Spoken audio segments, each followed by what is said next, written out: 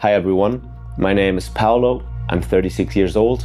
I live with the chronic illness Crohn's disease, and because of that, I live with an ostomy bag. And in this channel, I will take you along my journey to get in the best shape of my life for my wedding, and so that I can become a father that my kids can look up to. I started training back when I was, I think, 15 for a short time. Me and my best friend Elias went to the gym together after school, but we had no idea what we were doing. We were just throwing weights around, and we did it for I think half a year, and then it got too expensive or too complicated for him to always come to the gym after school and then having to take a bus afterwards to get back home. So it just sort of faded away. But then we returned to the gym, I think, after a breakup that really discomforted me, to say the least. Then I started going to the gym more seriously when I was, I think, 19 years old. And I did a few mistakes in my youth. I spent too little time worrying about how to properly train and especially eat, and too much time looking for shortcuts. I had a YouTube channel back in the day, I think around 2010 to 2012 era, where I did fitness content. I do bodybuilding or fitness training 3 times a week. The limitations of lifting with an ostomy bag is that you cannot lift as heavy as without it, because there's always quite a severe risk of getting a hernia or a prolapse and having your intestine basically come out of your body, because there's a hole here where my intestine looks out, my small intestine, and if there's too much internal pressure, it could come out, which has happened to a few of the people that I know who have an ostomy, and I don't want to to be in the same boat with them. So I take care to lift only as much as I can do without too much internal pressure. I try to keep to slower repetitions and higher rep numbers, because that allows me to give the muscle enough stimulus to grow without having to take too high of a weight. And I think it's working so far. My biggest struggle is not with training. I love to train, and it's basically a staple of my lifestyle, like 2 to 4 times a week. I love going to the gym because I like being there, blasting some loud metal through my headphones, and just feeling the contraction and feeling powerful. But what I don't like, or what I have been always kind of unable to do it the right way, is to stick to the nutrition. Like, I can stick to it for a few days, but then I always binge on stupid stuff, and doctors don't know if that was the cause for, oh shit, I wanted to do this video like this. Hang on a second, my bad. I'm so used to using the vertical format, because I don't know if anyone is ever going to see these videos, but in case you see them, I am a content creator in Germany. I have 2 large-ish accounts, like a TikTok account about life with an ostomy with almost 300,000 followers, and then I have another account about metal music and guitar playing with about 110,000 followers in Germany, but all my content is in German. So I think that by doing this channel in English, I will be able to bypass all the people that know me from my German content, because I also don't want to promote this channel to my audience. This is supposed to be for me to keep track of my progress and keep myself accountable, and being able to share my thoughts and my feelings in a space where people don't know me and don't have expectations of me. And as soon as you are a bit known in a space, people start to project expectations on you, and maybe if you have different political views, or you like different bands than them, or you like different content creators, then it's some people like it, like people who have the same views like it, and people who have different views don't like it. So it gets a bit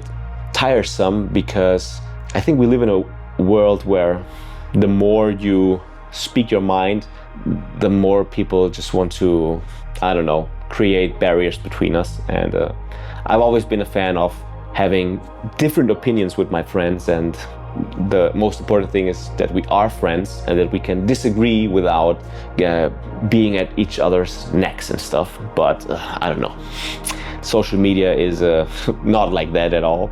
So it's a welcome sort of a vacation for me to be able to do content in English for maybe no one to see, or just for myself to look at. And maybe, I don't know, could be a nice way of looking back when I'm an old man and seeing what I was doing when I was in my mid-30s.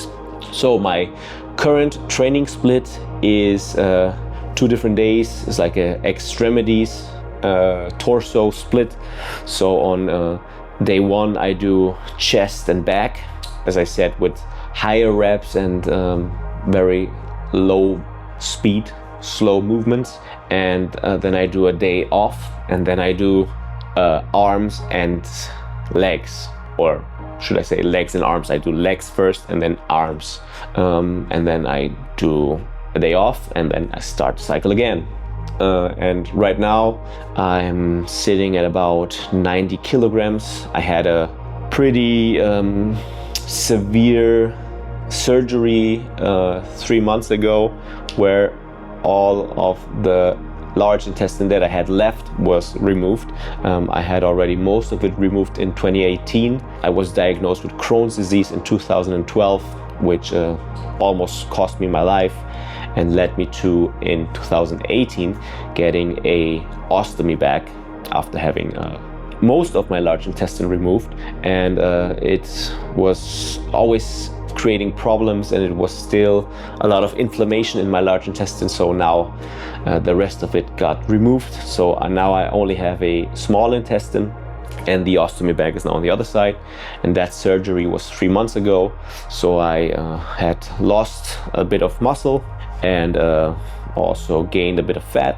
And now I'm trying to not only get back into shape to where I was, which was okay-ish for someone with a chronic illness, but I want to once and for all get in the best shape of my life, because I'm getting married in June 2026, and maybe in the next 2 years we want to have children, and I don't want to be the chubby dad that has a problem with binge eating. I want to be disciplined. I want to be, I don't know, more in control of my life, and especially my food choices. So this is me trying to keep myself accountable, and I hope that you find it maybe interesting looking at what a guy with a chronic illness like Crohn's disease and living with an ostomy bag, so a handicapped guy, so to speak, can do.